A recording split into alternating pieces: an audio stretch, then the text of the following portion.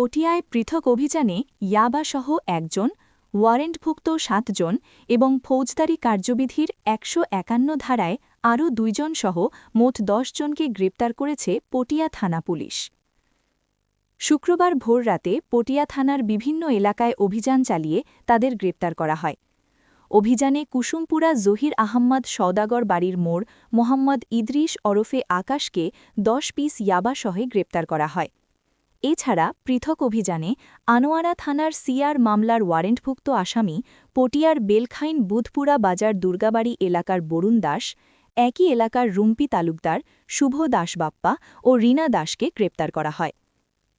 একই মামলায় পটিয়ার কচুয়াই ইউনিয়নের পারিগ্রাম চৌধুরীপাড়া এলাকার স্বপনমণি, রূপসমণি ও বাবলামণিকেও গ্রেপ্তার করা হয়েছে। এদিকে ফৌজদারি কার্যবিধির ১৫১ ধারায় পটিয়ার কাশিয়াইশ ইউনিয়নের দ্বারক এলাকার ফাহিম ও সাইফুদ্দিন অভিকে গ্রেপ্তার করেছে পুলিশ।